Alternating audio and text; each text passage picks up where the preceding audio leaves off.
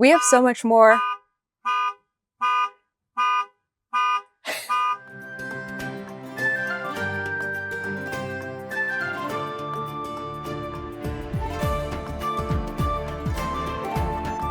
Hey everyone, it's Natalie, also known as Nitty Natty. Welcome to episode 275 of the Love and Stitches podcast.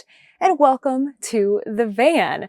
We are back traveling in our van, but this is the first podcast that I've done back in the van for our Canada trip. We are still in Newfoundland. We are in between St. John's and Gander right now. We're on our way back there. It's about a 3.5 hour drive. We're about an hour into it, but Kent wanted to stop at a specific brewery. So we are here in that town. He went to the brewery. I actually went to the coffee shop and got a cappuccino. So I am getting caffeinated here on this afternoon. It's a beautiful day. I have some of the windows open. So you may hear the occasional car or person walking by. We are parked in the coffee shop parking lot, and I have my dog Toaster here with me. You can't see him right now, but he might come in and out of the frame and occasionally bark. So I will do my best to kind of deal with all of that. I am not wearing, well, actually that's not true. I am wearing some knitted socks. I might take those off soon because I am getting a little bit warm, but I wanted to show you something new I got today. We went to the farmer's market in St. John's. It was really, really cute. And I got these crochet earrings. So they are actually crocheted out of thread. The maker, makes them with teeny tiny little hooks. I love that they're mismatched, and they are from Saltwater Crafts. She was actually celebrating her 2nd anniversary today, which is so cool. I was so excited to see them. I had to get them and put them on right away. And it's even more perfect that it's a day I'm filming a podcast and actually doing something yarny. So I love these so much. I'm so happy to be wearing them. Now, before we get into today's episode, I want to say a huge thank you to our podcast sponsor, Lumē.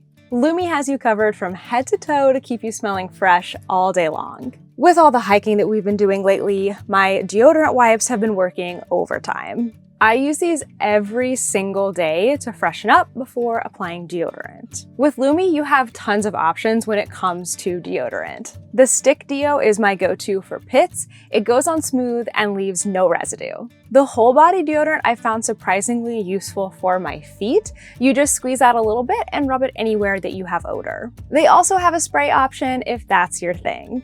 Plus, it comes in all sorts of amazing scents like lavender sage, toasted coconut, and even unscented. Clean tangerine has been my favorite for this season. I actually need to get more of this because this one is out. Lumē was invented by OBGYN Shannon Klingman and is clinically proven to block body odor all day long and continues controlling BO for 72 hours. It's a deodorant you can use anywhere you need it, and Lumē Starter Pack is a great deal for new customers. It comes with a full stick deodorant, a cream deodorant tube or spray deodorant, 2 free products like the wipes or mini body wash, free US shipping, and just for my followers, Lumē is offering an extra $5 off when you put in my code NITTYIN at checkout. That's a deal of over 40% off.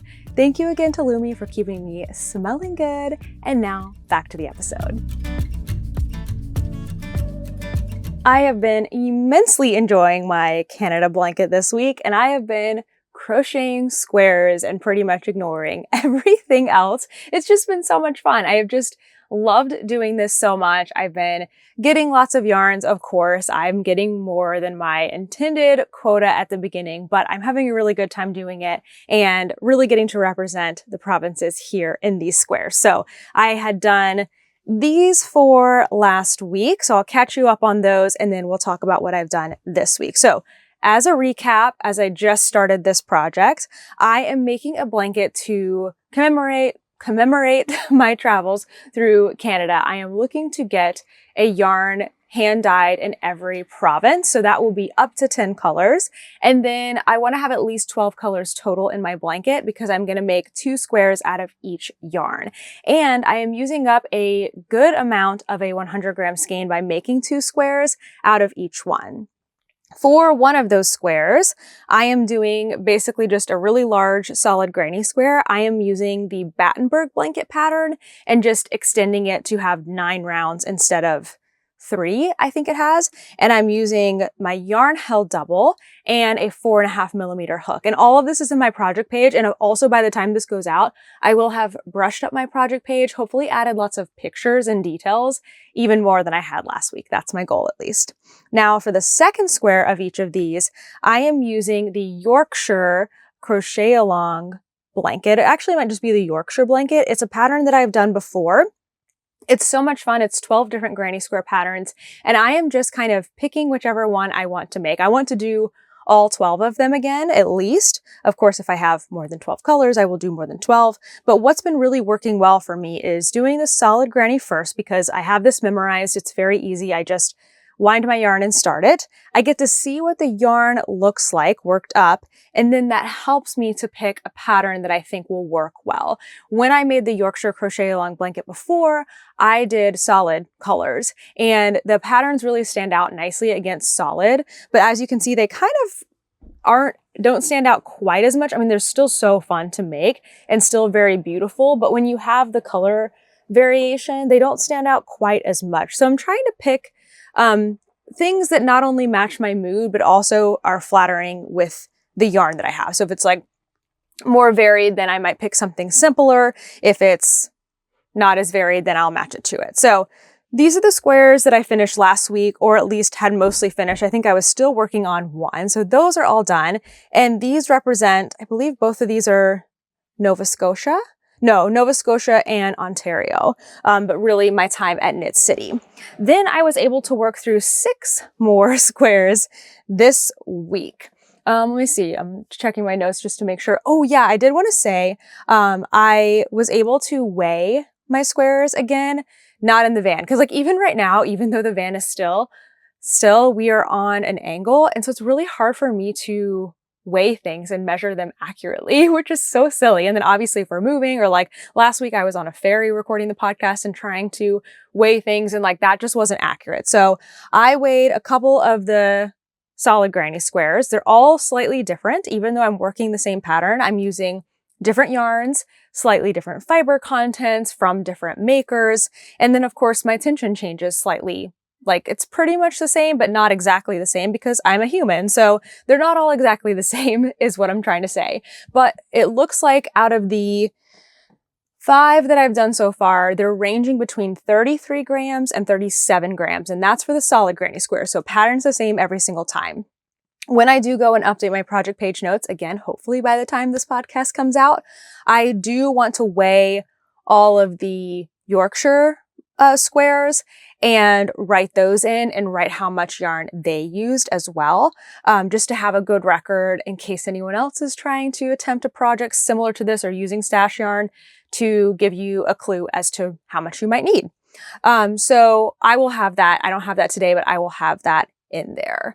Okay, so this week's squares. So first up, I wound my yarn from Gelen. That's not this one. I'm working the wrong way. Let me flip these over. I wound my yarn from Gelen, and let's see, I think I do have my label here. So I got this yarn at Knit City, but it is my Quebec yarn. So representing the province of Quebec. And this is the colorway Poets Sketch. I don't know if I have that yarn information for these other ones that I'm going to show you, because my stuff is kind of mixed up in different places, hence why I need to organize and get my project page together. But here's what it looks like on the solid granny. Still have a couple ends to weave in on these. I'm trying to be disciplined and do them as I go, but I will do that later. And then I just did this one last night. I love this one. So this one's from the Yorkshire blanket, and it is called Foxgloves. And it uses popcorn stitches. So like this one uses a lot more yarn than some of the other squares, but it's so much fun. And then it's got, you know, like the little stem of the foxgloves. I don't know. I just felt it looked really pretty in this yarn. So that is Quebec taken care of. Then the next one that I did is one of my New Brunswick yarns. So this we got at King Woolens, and the owner there also dyes this yarn. And so here is my solid. I thought it worked up so fun. and very different than I thought. Like the pink in here was so much brighter in the skein. And then once I wound it up and held it double, it kind of muted itself out and was really even and really nice. It kind of gives me cotton candy vibes, but in a toned down sort of way. And so I decided to do this pattern called Mill Wheel. I can never get that right. Mill Wheel. And this one's also really, really fun to make. So I greatly enjoyed that. And actually, it looks like those are all woven in. So I'm going to put that in this other pile here. And then the last one I worked through is one of my Newfoundland yarns. You heard that right. One of my Newfoundland yarns, because I can't stop getting yarn. And this one is from Windswept Fibers. I actually have 2 yarns from Windswept Fibers. I'm winding up another one right now.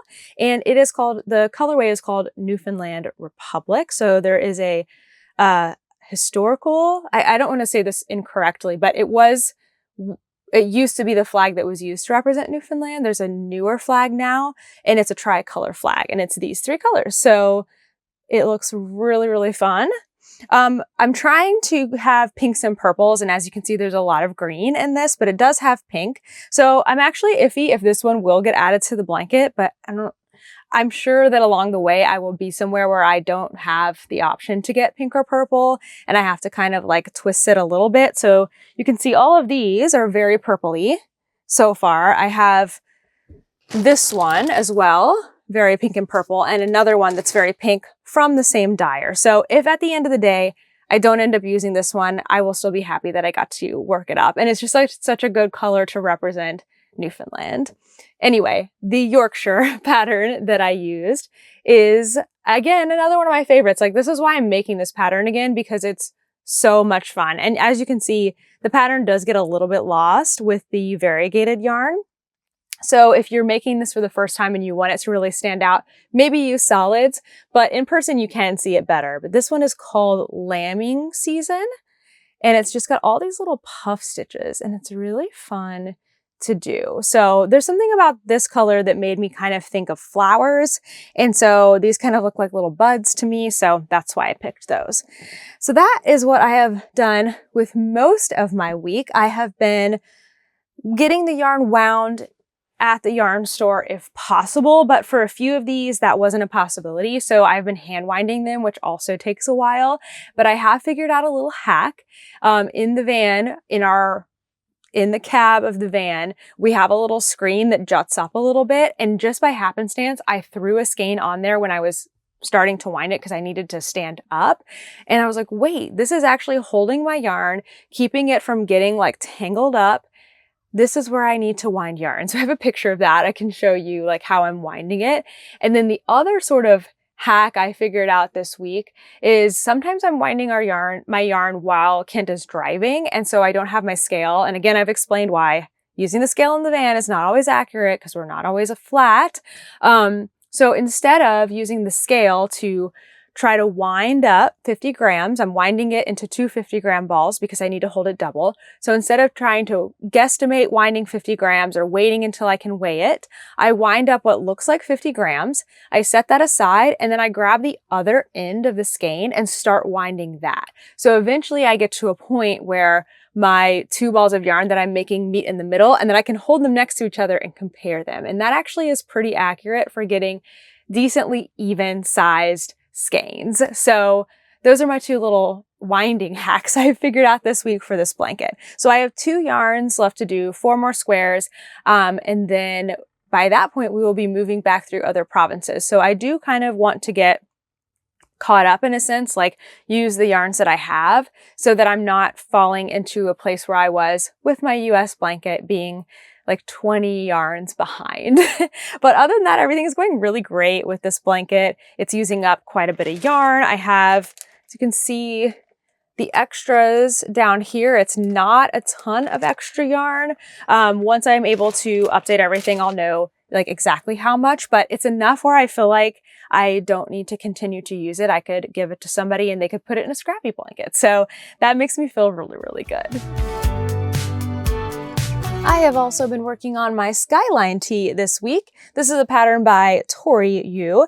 I had everything that you see here pretty much done last week. All I've been doing is just working on the body, which is very boring. Nothing exciting is happening. It's been wonderful knitting experience because it's stockinette, which is really great. And I'm loving my yarn, which is Ruby and Rose's BFL. It's a non-superwash BFL lace, I believe. And I'm holding it double to make fingering weight. But there's nothing really exciting to show. I have worked about 2 inches, and probably most of that I did last night on 11 Stitches membership Zoom, but I am about 6.5 to 7 inches into the body. I think I have 2 more inches to go before I'm going to try it on and then consider adding the ribbing.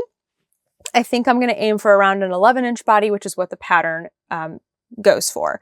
That's 11 inches in total, including the ribbing. So I will need to be doing all of that soon. I have a goal. We are doing an interview with Tori Yu. The 11 Stitches membership is next Saturday. So a week from today that I'm recording. So I'd really like to get this finished before that interview. I may not be wearing this during the interview, but at least it can be done and I can feel really good about that.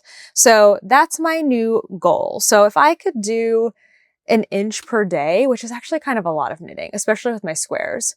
But if I can sort of try to aim for an inch per day, maybe I'll grab another progress keeper so that I can keep moving it every day to visually see the progress that I'm making. And this is also the point in the project where I will start to count rows and go, okay, how many rows do I need to do to make an inch per day to make my goal per day? And then that's when I start to find all this extra little time where I can add a half a row here, add a row and a half there. And then all of a sudden I'm making so much progress. So I'm at that point in this project. I've been working on it for a while. I'm ready to finish it up. I'm also doing great on yarn. I think I'm going to be okay. I don't want to jinx myself, but I think everything is going great. So more exciting stuff to see hopefully next week when this is finished. I've got a few fun questions to answer this week. Sorry, I think I shook that a little bit when I picked up my notebook. So the number one question that I got on the episode last week was, what was the brioche pattern that you were talking about in the episode? So I answered a question about what was a great pattern for beginning brioche knitters, and I answered that it was Screpa, and then I left you no information. I didn't put any text on the screen. I didn't link it down below, and that is my bad. So I am here to re-answer that so that you can all find it. And I did try to answer in the comments anyone who asked that question. So here on the screen, we're going to put text for the Screpa pattern. It's a great pattern. It is a single loop cowl that is in 2 colors. You start out with just basic brioche, which I love. It's such a good way to learn. And then it adds a little increasing and decreasing just when you're mastering it. So I think it's the perfect beginner pattern. And it is by Jennifer Shields Toland. So there you go. That is the pattern. I'm really sorry that I did a terrible job not giving you the information you need, especially for something that has difficult spelling in it. Okay, we've got a couple new questions this week. And as a reminder, if you have any questions for me, whether it's about projects that I'm working on or knitting and crochet questions or things about travel, put them down below. Make sure to put #question in the front of your comment, and that will make it really easy for me to find and answer in the next episode. So this question, and I forgot to write down this week who asked them. Whoops, I just realized that. But this question was, how did Toaster get his name? So Toaster is a name that Kent, my husband, actually had picked out long before he got a dog. He thought it would always be a cute name for a dog, but it comes from a children's book and movie called The Brave Little Toaster. I think the movie came out in like the late 80s, maybe early 90s. I remember watching it as a kid, and it is kind of creepy in the way that a lot of late 80s and 90s children's stuff is. When you rewatch it, you're like, how is this for kids? But it is from The Brave Little Toaster. There is an actual toaster that comes to life and goes on this big adventure because the family that owns the house where he's a toaster goes out of town. Anyway, it's kind of cute, but also kind of creepy. But that's where Toaster's name comes from. And it's so fitting for him. Like, I can't imagine him as anything else. The next question is, when are we coming to Toronto? So we started our Canada trip in Ontario, but we started in Ottawa and then we made our way east.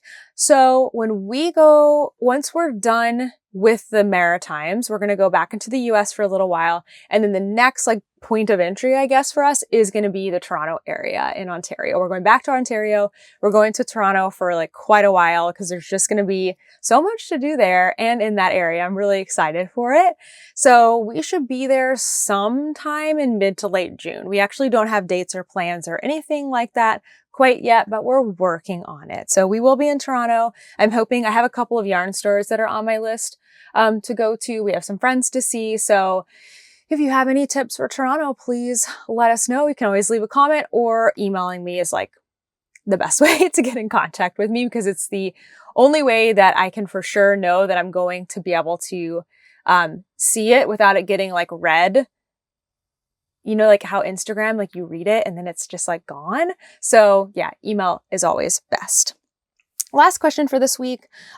Somebody said they noticed that I seem more relaxed this time. So what are we doing differently to be more relaxed on this leg of our trip? So yeah, it's definitely more relaxed.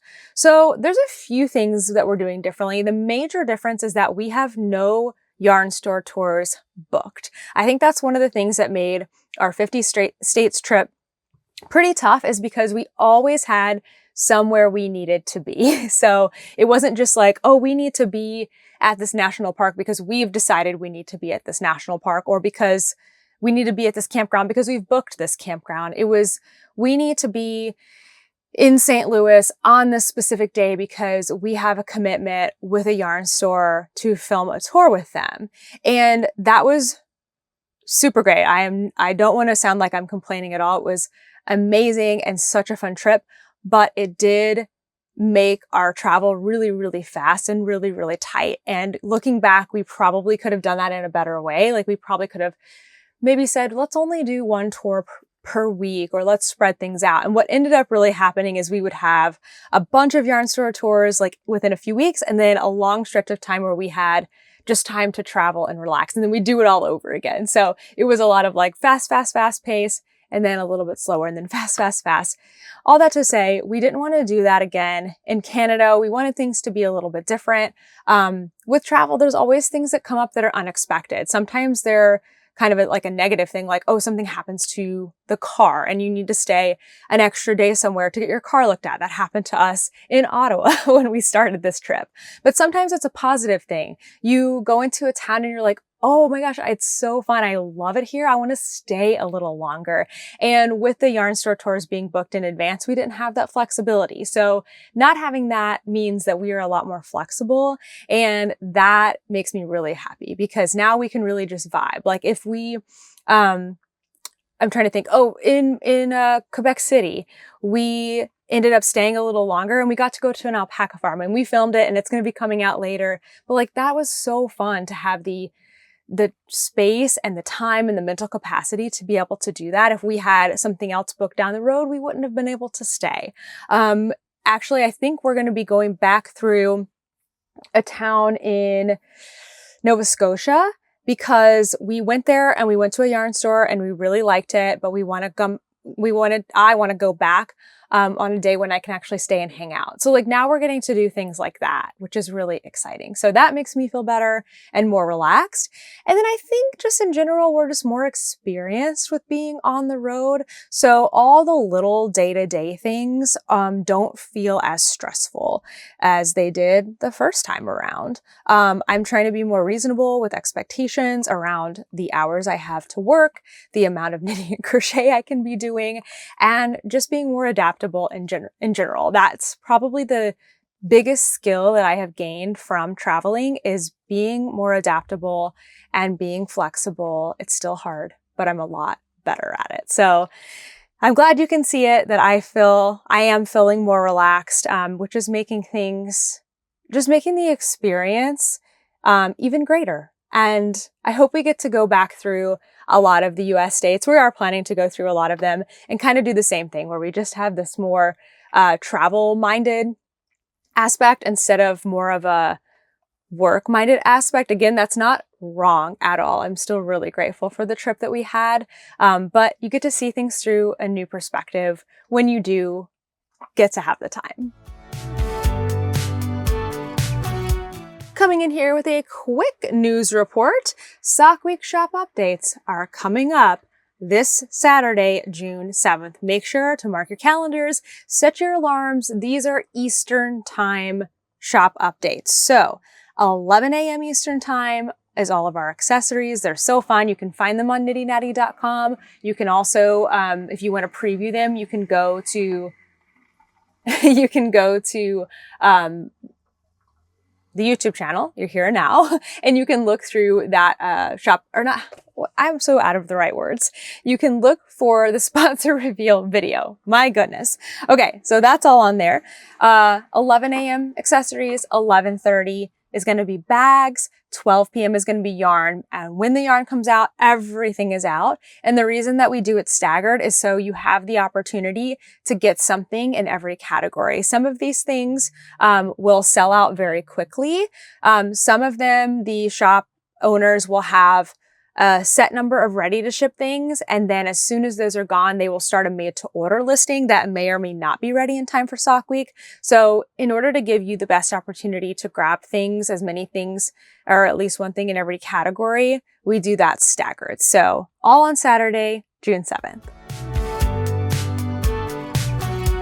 Lastly, I want to close up with just a little bit of life highlights. So I shared this last week. We are vlogging while we're here in Canada. It's another thing we're doing very differently than when we were in the US. Because we were doing so much filming in the US with yarn stores, it was really hard to have just the mental capacity to film other things and share other things because we were spending a lot of time filming in yarn stores. So since we're not doing it exactly the same, we're kind of having a fun time filming vlogs of things that we're experiencing. So things we're eating, towns we're going to, sightseeing, and national parks, because that ban on filming has been lifted. So we have so much more. Oops, somebody's car alarm went off. We have so much more that we can share this time. So we're still going to be sharing lots of yarn stuff. Every yarn store we're going into, we're filming, but we're also going to have that vlog aspect of it. And why was I explaining this? So when I'm sharing our life stuff in the podcast, it's going to be abbreviated because all of the vlog stuff has so much more, and that will be coming out. I think our first vlog is going to be Quebec, because that's where we started, and that will probably be coming in 2 weeks. So be looking for that soon. We'll have our alpaca farm tour in there. It's going to be a lot of fun. I'm really excited. So this past week, we crossed something. The ocean? No, I don't know if it was an ocean, but we crossed water from Nova Scotia to Newfoundland. And that's where you saw me last week. I was on the ferry recording the podcast. And one of the first things we did is we went to Terra Nova National Park. We spent a few days there. We had a campground there. We did lots of hiking. Hey, don't bark. We did lots of lovely hiking, which was just amazing. Several of the hikes Toaster got to go on with us, so that was really great. The weather was cooler, but also it was nice and sunny. It was just like perfect weather to me for hiking. We went to 3 yarn stores in Newfoundland so far. I don't know if we're going to any more past this. I've got my yarns, so I'm good. I'm good on the yarns, but who knows? We may still end up at more yarn stores. The first one we went to was Twin Knits Yarn Boutique in Clarenville, and that's where I got my Windswept Fibers yarn. And it was a really cute store, like a good size. She had a space set up to hang out. I think she had 2 tables and a couch, and there was a lot of rug hooking stuff, which was interesting. We've been learning that rug hooking is a very popular craft here in Newfoundland, and a lot of the stores that we went to have included the yarn, I guess it's yarn, yeah, for rug hooking, which is interesting. And it's in really beautiful, like, art with rug hooking. It's very cool. Nothing that I've tried before. I don't think I've tried it, but it's really cool. And then the next place we went to actually was Windswept Fibers once we got to St. John. So Pam of Windswept Fibers, the yarn dyer, she's got a sort of a booth space. It's bigger than a booth, but it's a space in this place called Artisan Loft, and it's really cute. So the Artisan Loft, it's in, I guess you would say, downtown St. John's, and there's a bunch of shops and stuff around it. But when you go in the Artisan Loft, there's like all this like cool, crafty, you know, locally made things. And then her space is like dead on, like right when you walk in, it's like in the back, you can see it. And she was there that day, got to meet her, which was really cool. And she had a ton of her yarns and very different things than we saw at the first yarn store. She had a lot of different bases, different colors, and I ended up getting another skein from her that is called, it's actually the one that I'm winding right now. So it's like up in the front, like halfway wound. So I don't have it to show you, but she showed us a picture of a sunset that her husband took a picture of, and she dyed it to represent the sunset. So it's very like pinks and oranges and purples. It's gorgeous. It's going to be another great color in my blanket. So really excited for that. And then the last yarn store we went to was also in St. John's. It's called Wool Trends. And when we walked up to that store, they were hand dyeing yarn outside. They didn't have any for sale. It also wasn't sock yarn, so it wasn't going to work for my blanket anyway, but it was still really cool. We got to meet, I think she was the owner. She was the one dyeing the yarn. Super friendly, let us take some video of her dyeing yarn. And then we walked around the store. They carried a lot of Briggs. I think it's called Briggs and something. It is a mill in Canada, in this part of Canada, not in Newfoundland, but I don't want to say it wrong. It's in one of the maritime provinces, but they had a ton of that in a really cute shop. So that was really, really fun. So yeah, we've been having a fantastic time. 10 out of 10 would recommend coming to Newfoundland. I've really, really enjoyed it. And now Kent is here because we got to get on the road and he's making toaster bark. So thank you so much for watching, and I'll see you in the next one. Bye.